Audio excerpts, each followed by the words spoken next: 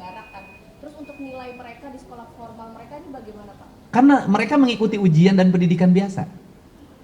Dan mereka terkoneksi kepada sekolahnya dan tetap menjadi siswa. Nah, kalau nanti ke barak khusus yang Bapak bilang minat dan bakat, berarti mereka keluar dari sekolah formal? Enggak, mereka tetap terdaftar. Itu pernah saya lakukan ketika dulu saya bikin klub sepak bola, namanya Asad Jaya Perkasa. Statusnya tetap di sekolahnya masing-masing, tetapi belajarnya di situ. Nanti kepala sekolah, gurunya sering memonitor. Kan ada sekolah bisa jarak jauh. Ini seberapa besar sih atau seberapa yakin optimis pendidikan militer ini akan bisa mengubah sikap perilaku anak di Jawa Barat seluruhnya, itu seberapa besar dan seberapa yakin? Oh, saya sangat yakin 100% ini berhasil. Dan kita kan lebih baik punya keyakinan dan melaksanakan daripada melakukan pembiaran.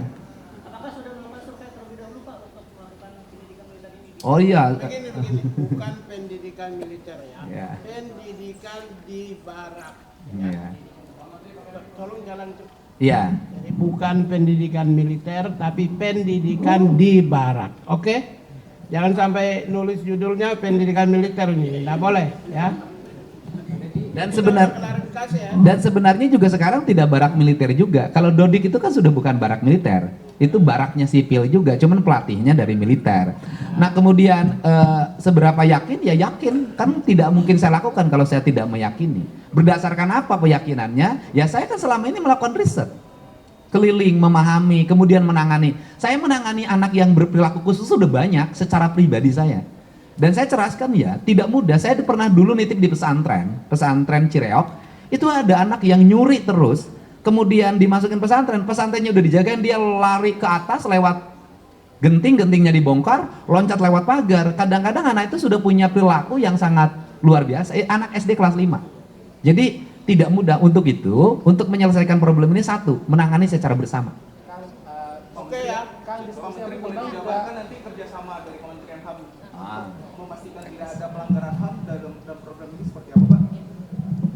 Gini, saya menemukan setelah saya pelajari, saya sudah tarikan will saya sudah sampaikan kepada saya, kemudian dari eselon 1 sampaikan menginformasikan kepada saya akhirnya berkesimpulan begini, pendidikan yang dicanangkan oleh Gubernur Jawa Barat ini orientasinya adalah peningkatan kualitas sumber daya manusia. Kualitasnya apa? Satu, knowledge, pengetahuan. Yang kedua, peningkatan keterampilan. Yang ketiga adalah peningkatan mental, kualitas mental, produktivitas, disiplin, tanggung jawab. Kalau variabel-variabel ini seirama, senasib, sejiwa dengan hak asasi manusia.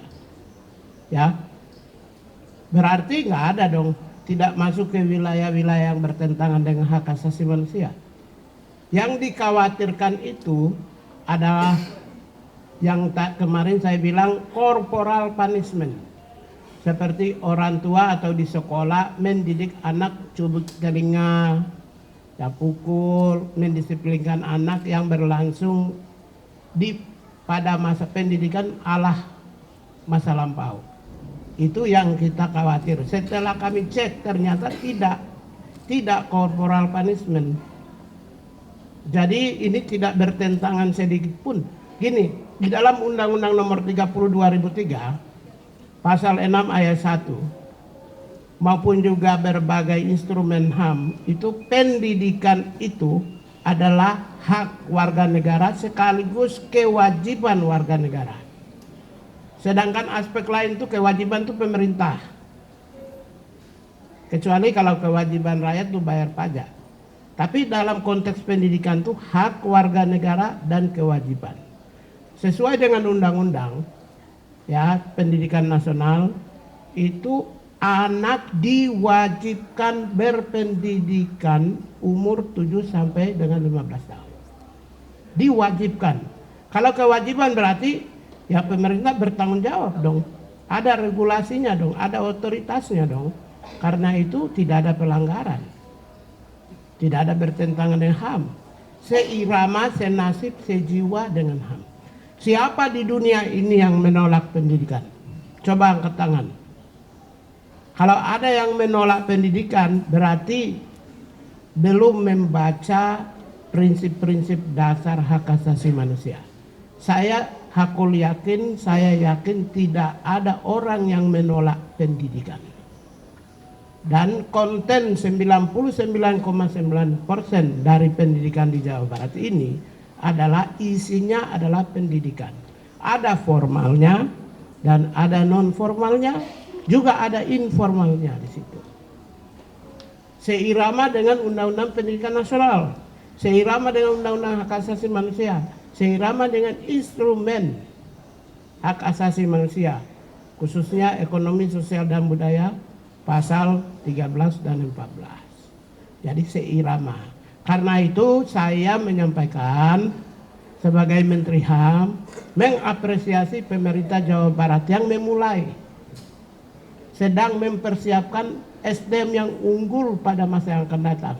Kami sudah targetkan 2035 itu go global loh, go global. Bagaimana kalau go global tapi mindset karakternya tidak humanis, karakternya tidak, disiplinnya tidak tinggi, mentalnya tidak bagus, tidak produktif, tidak tanggung jawab. Gimana kita mau go global? Gimana 2045 kita leading di dunia? Sesuai dengan Indonesia Emas, kita harus memimpin dunia kalau SDM-nya tidak unggul. Oleh karena itulah, hal baik yang sedang dimulai di Jawa Barat ini, menurut saya, kami ikut turut serta mendorong, ya, ikut turut serta mendorong. Siapa tahu kalau Jawa Barat sukses, maka sesuai kewenangan yang dimiliki oleh Kementerian HAM, akan menyampaikan kepada Menteri Pendidikan Nasional untuk mengeluarkan peraturan supaya bisa jadikan model ini bisa dilaksanakan secara masif di seluruh Indonesia. Masif di seluruh Indonesia untuk ke depan, ya. Saya kira itu ya dari kita, dan terima kasih. Wassalamualaikum warahmatullahi wabarakatuh.